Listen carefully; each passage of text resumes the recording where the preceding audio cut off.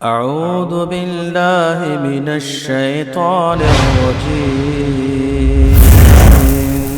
بسم الله الرحمن الرحيم. اور یہ باتیں جذباتی باتیں نہیں، رسول اللہ صلی اللہ علیہ وسلم کے فرامین ہیں. اللہ کے نبی مشرک کے لیے کیا فرماتے ہیں؟ لعن اللہ.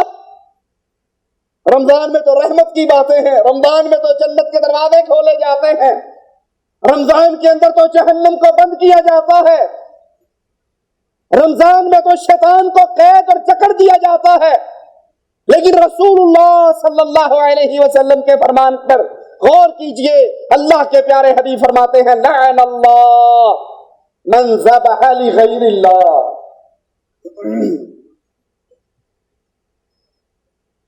اللہ کی لعنت برستی ہے. اللہ کی لعنت کا مطلب طرد من رحمت اللہ، اللہ کی رحمت سے دوری. اس انسان پر وہ روزے دار ہو، وہ رمضان کے مہینے میں ہو، وہ 27ویں رات ہو، وہ حالت روزے میں ہو، وہ افطاری کا وقت ہو، لعن اللہ من ذبح لغیر اللہ، جو اللہ کے علاوہ کسی اور کی درگاہ کے نام پر، دربار کے نام پر، مندر کے نام پر، قبر اور پیر کے نام پر غیر اللہ کے لیے اگر وہ ذبح کرتا ہے، اس کا خون بہانا، جانور کو ذبح کرنا، غیر اللہ کی نیاز دینا، یہ جرم ایسا ہے کہ رمضان میں بھی اس پر اللہ کی لعنت برستی ہے.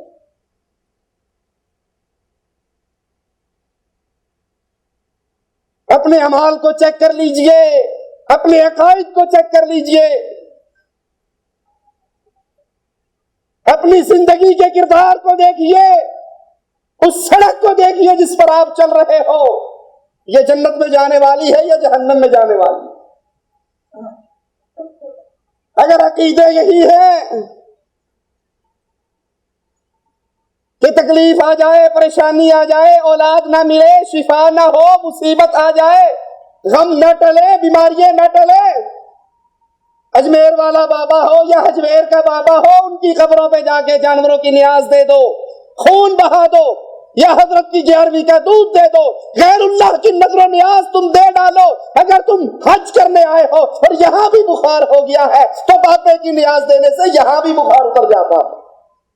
اگر عقیدے یہ ہے، اگر سوچ یہ ہے، اگر منہج یہ ہے، اگر غیر اللہ کی عبادت کی یہ کیفیت ہے تو اللہ کی قسم کھا کر کہتا ہوں رمضان کا روزہ بھی اس کو جہنم سے نہیں بچا سکتا. بسم اللہ الرحمن الرحیم.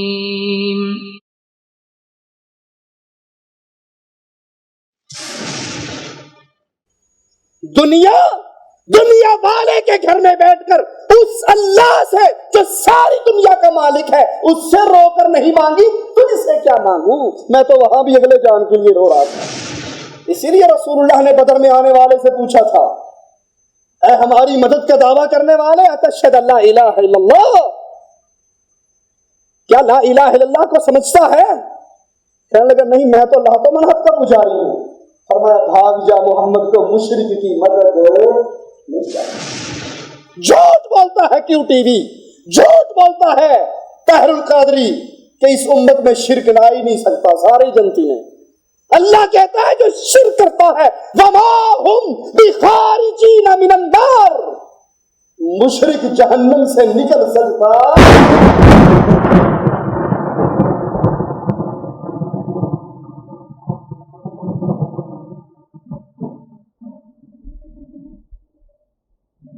قل لا أملك لنفسي نفعا ولا ضرا إلا ما شاء الله ولو كنت أعلم الغيب لاستكثرت من الخير وما مسني السوء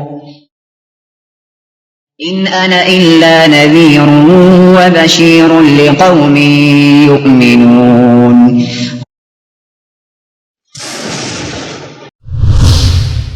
كنتم خير أمة أخرجت للناس تأمرون بالمعروف وتنهون عن المنكر وتؤمنون بالله